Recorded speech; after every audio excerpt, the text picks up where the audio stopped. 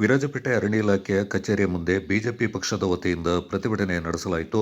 ಪೊಲೀಸರ ತಡೆಗೋಡೆಯನ್ನು ಭೇದಿಸಿ ಒಳನುಗ್ಗಿದ ಪ್ರತಿಭಟನಾಕಾರರು ಸರ್ಕಾರದ ವತಿಯಿಂದ ಅರಣ್ಯ ಇಲಾಖೆ ಅಭಿವೃದ್ಧಿಗೆ ಯಾವುದೇ ಹಣ ಬಂದಿಲ್ಲ, ಹಣ ಬಿಡುಗಡೆಯಾದ ಬಗ್ಗೆ ಮಾಹಿತಿಯನ್ನು ನೀಡಿ, ಅಧಿಕಾರಿಗಳು ಕೊಡಗಿನಲ್ಲಿ ನಡೀತಾ ಇರುವ ಮಾನವ ಹಾನಿಗಳ ಬಗ್ಗೆ, ಅರಣ್ಯದಿಂದ ನಗರಕ್ಕೆ ಆಗಮಿಸಿ ಜನರ ಪ್ರಾಣದ ಜೊತೆ ಚೆಲ್ಲಾಟವಾಡ್ತಾ ಇರುವ ಬಗ್ಗೆ ಸರಿಯಾದ ಮಾಹಿತಿ ನೀಡದೆ ನಿರ್ಲಕ್ಷ್ಯ ಧೋರಣೆ ತೋರ್ತಾ ಇರುವ ಅಧಿಕಾರಿಗಳು ಕಾಂಗ್ರೆಸ್ ಏಜೆಂಟರಂತೆ ವರ್ತನೆ ಮಾಡ್ತಾ ಇದ್ದಾರೆ ಎಂದು ಆರೋಪಿಸಿದರು.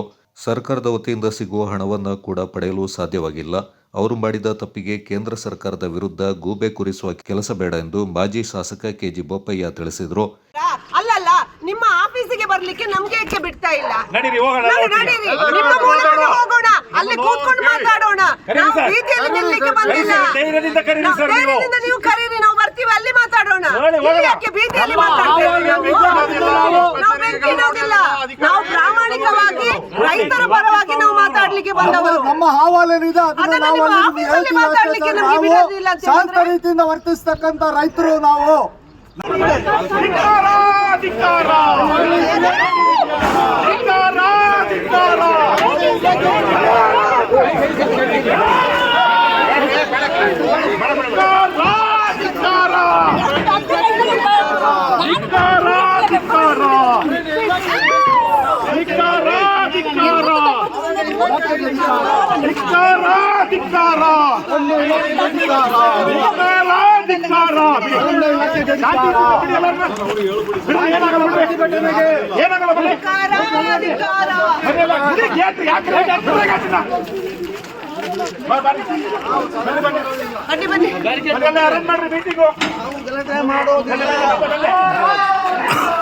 ಬಲಗೈಯಲ್ಲೆಲ್ಲ ಬ್ರೋಕರ್ಗಳೇ ಕಾಣಿಸ್ತದೆ. ನಾವು ಮಾತಾಡ್ತೀವಿ ಸರ್, ಇಲ್ಲಿ ನಾವು ಬರ್ತೀವಿ, ಬ್ರೋಕರ್ಗಳೇ ಇರ್ತಾರೆ ಇಲ್ಲಿ. ನಿಮ್ಮ ಕಚೇರಿ ಸಿಬ್ಬಂದಿಗಳು ಅಷ್ಟೇನೆ ಬ್ರೋಕರ್ಗಳೇ. ಇಲ್ಲಿ ಯಾರಾದ್ರೂ ಒಂದು ಪಾಪದ ರೈತರು ಬಂದು ಒಂದು ಬೋನಫೈಡ್ ಮರವನ್ನು ತಾನು ಕಡ್ದು ಒಂದು ಮನೆ ಕಟ್ಟಬೇಕಂದ್ರೆ 15 ದಿವಸದಲ್ಲಿ ಕೊಡ್ತೀವಿ ಅಂತ ಮನೋಜ್ ಕುಮಾರ್ ಅವರು ಹೇಳಿದ್ರು. ಅವತ್ತು ಇವತ್ತು ಎಷ್ಟು ದಿವಸ ಆಗ್ತದೆ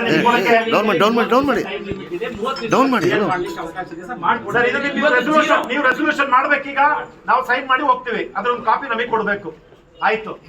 ಲೋಕಲ್ ಇಲ್ಲಿ ಸ್ಥಳೀಯ ಸ್ವಾಮಿಲ್ಗಳು ಎಷ್ಟಿದೆ ಸರ್? ಎಷ್ಟನ್ನ ರಿನ್ಯೂ ಮಾಡಿ ಕೊಟ್ಟಿದ್ದೀರಾ? ಎಷ್ಟು ಹೊಸದ್ ಮಾಡಿ ಕೊಡ್ತಾ ಇದ್ದೀರಾ? ಯಾಕೆ ಹೊಸದ್ ಮಾಡಿ ಕೊಡೋದು? ಯಾಕೆ ರಿನ್ಯೂವಲ್ ಮಾಡಿ ಕೊಡ್ತಾ ಇದ್ದೀರಾ? ಯಾವುದು ಮಾಡಿಲ್ಲ ಸರ್. ನಮ್ಗೆ ಯಾರು ಸ್ಪೀಕರ್ ಆಗಿರುವಂತವರು, ಅಲ್ಲಿ ಮೇಲ್ಮನೆಯನ್ನ ಪ್ರತಿನಿಧಿಸ್ತಕ್ಕಂಥವ್ರು,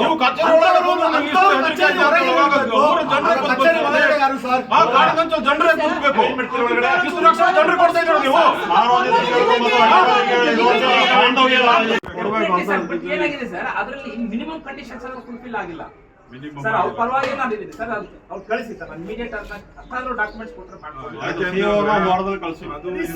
ಕಡಿಯೋಗ ಮಿನಿಮಮ್ ಎಲ್ಲ ಇರ್ತದೆ. 3 ಕಾಲ ನೀವು ಮೊನ್ನೆ ಕಟ್ಟಿಗಾರ್ಡರ್ ಕೊಟ್ಟಿರೋದು 3 ವರ್ಷ ಆಟಾಡ್ಸಿದ್ದೀರಾ.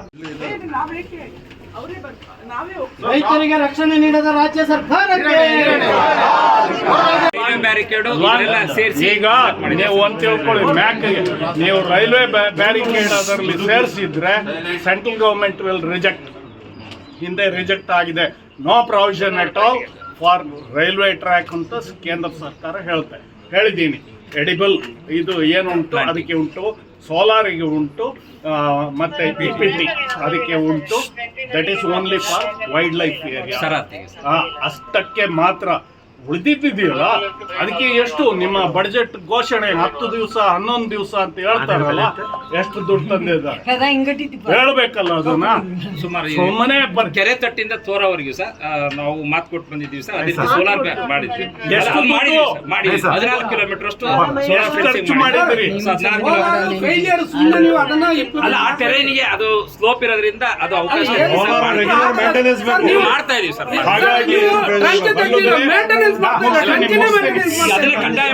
ಎಂಎಲ್ಸಿ ಸುಜಾ ಕುಶಾಲಪ್ಪ ಮಾತನಾಡಿ, ರೈಲ್ವೆ ಬ್ಯಾರಿಕೇಡ್ ಬಗ್ಗೆ ಕೊಡಗಿನ ಯಾವ ಭಾಗದಲ್ಲಿ ಹೆಚ್ಚು ಸಮಸ್ಯೆ ಇದೆ ಎಂಬ ಬಗ್ಗೆ ಯಾವುದೇ ಪ್ರಸ್ತಾವನೆಯನ್ನ ಸಲ್ಲಿಸಿಲ್ಲ ಎಂದರು. ವರ್ಗದವರು ಇಲ್ಲಿ AC ರೂಮಲ್ಲಿ ಕೂತ್ಕೊಂಡು ಮಜಾ ಮಾಡ್ಲಿಕ್ಕೆ ಅಲ್ಲ ಬಂದಿರೋದು, ಸಾರ್ವಜನಿಕರ ಕೆಲಸ ಮಾಡ್ಲಿಕ್ಕೆ ಬಂದಿರೋದು. ಸಾರ್ವಜನಿಕರ ಹಣದ ಪ್ರಕಾರ ನೀವು ಕೆಲಸ ಮಾಡಬೇಕು. ಇವತ್ತು ನೀವು ಹೇಳಿದ ಪ್ರಕಾರ 10 ಮತ್ತು 12 ಕೋಟಿ 22 ಕೋಟಿ ಮಾತ್ರ ಬಂದಿದೆ. ಅದು ಮಾಹಿತಿ ಕ್ಲಿಯರಾಗಿ ಕೊಡಬೇಕು. ಅದು ಯಾಕೆ ಜಿಲ್ಲಾ ಪಂಚಾಯತ್ ಮೀಟಿಂಗ್ ಬರುವಾಗ ನಾಳೆ ಬರುವಾಗ ನೀವು ಕರೆಕ್ಟಾಗಿ ಮಾಹಿತಿ ಕೊಡಬೇಕು. ನೀವು ಅಂದ್ರೆ ರೈಲ್ವೆ ಬ್ಯಾರಿಕೇಡ್ಗೆ ಅದೇ 120 ಕೋಟಿ 5 ಜಿಲ್ಲೆಗೆ ಕಳೆದ ಸಾರಿ ಇದಾಗಿದೆ. ಈ ಸಾರಿ 1500 ಕೋಟಿ ಒಂದು ಯೋಜನೆಯನ್ನು ತಯಾರು ಮಾಡಿ 5 ವರ್ಷಕ್ಕೆ, ಅದರಲ್ಲಿ 260 ಕೋಟಿ ಆಲ್ರೆಡಿ ಈ ವರ್ಷಕ್ಕೆ. ಅದರಲ್ಲಿ ಕೊಡಗು ಜಿಲ್ಲೆಗೆ ಎಷ್ಟು ಆಗಿಲ್ಲ. ನೀವು ಪ್ಲಾನಿಂಗ್ ಮಾಡಬೇಕು. ಪ್ಲಾನಿಂಗ್ ಮಾಡಿ ಬೇಡಿಕೆ ಜಾಸ್ತಿ ಇಡಬೇಕು. ಇವತ್ತು ಕೊಡಗು ಜಿಲ್ಲೆಯಲ್ಲಿ ಸಾಧಾರಣ 32 ಡೆತ್ ಆಗಿದೆ. ಕರ್ನಾಟಕ ರಾಜ್ಯದಲ್ಲಿ ಕಳೆದ 22ರಿಂದ 26 ಗಂಟೆ 218 ಡೆತ್ ಆಗಿದೆ. ಕೊಡಗು ಜಿಲ್ಲೆ ಫುಲ್ ವಿಶೇಷವಾಗಿ ಫಾರೆಸ್ಟ್ ಇರುವಂಥ ಅವಲಂಬಿತ ಜಾಗ. ಬೇರೆ ಜಿಲ್ಲೆಗಳಿದ್ರೆ 1-2 ತಾಲೂಕು ಮಾತ್ರ ಇರೋದು. ಆದ್ದರಿಂದ ನೀವು CCF ಇಲ್ಲಿ ಅಧಿಕಾರಿಗಳು ಸೇರಿ, ಯಾಕೆ ಅಂತ ಹೇಳಿದ್ರೆ ಇಲ್ಲಿಗೆ ಬೇಡಿಕೆ ಹೆಚ್ಚಿಗೆ ಇಡಬೇಕು ಕೊಡಗು ಜಿಲ್ಲೆಗೆ. ವಿರಾಜಪೇಟೆ ತಾಲೂಕಿನ ಅಧ್ಯಕ್ಷ ಸುವೀನ್ ಗಣಪತಿ ಅವರ ನೇತೃತ್ವದಲ್ಲಿ ನಡೆದ ಪ್ರತಿಭಟನೆಯಲ್ಲಿ ಕೊಡಗು ಜಿಲ್ಲೆಯ ಬಿಜೆಪಿಯ ಅಧ್ಯಕ್ಷರು, ಮಾಜಿ ಅಧ್ಯಕ್ಷರು ಹಾಗೂ ಬಿಜೆಪಿಯ ಮುಖಂಡರು ಪಾಲ್ಗೊಂಡಿದ್ದರು.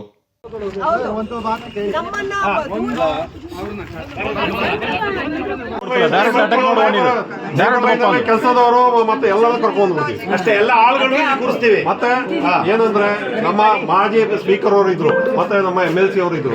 ನೀವು ಖಂಡಿತ ಇಲ್ಲಿ ನಿಲ್ಸ್ಕೊಂಡು ಮಾಡಿದ ದೊಡ್ಡ ಅಪರಾಧ, ಇದು ಖಂಡನೀಯ. ನೀವು ನಮ್ಮ ಹಳ್ಳಿಗೆ ಬನ್ನಿ, ನಾವು ಹೇಗೆ ನಿಮ್ಮ ಟ್ರೀಟ್ಮೆಂಟ್ ಮುಂದಕ್ಕೆ ಈಗ ಮಾಡೋದೇ ಬೇಡ ಅಂತ ವಿಚಾರ ಬೇಡ. ಉನ್ನತ ಅಧಿಕಾರಿ ಅಲ್ವಾ? ನಾವು ಕಚೇರಿಗೆ ಬೆಂಕಿ ಇಡೋರಲ್ಲ, ಕಲ್ಲೋಡಿಯವರಲ್ಲ. ನಾವು ಅಧಿಕಾರಿಗಳಿಗೆ ಅತ್ಯಂತ ಗೌರವ ಕೊಡುವಂತ ಪಕ್ಷದವರು. ನಾವು ಭಾರತ ದೇಶ ಅತ್ಯಂತ ಹೆಚ್ಚು ಪ್ರತಿಭಟನೆ ಮಾಡಿದ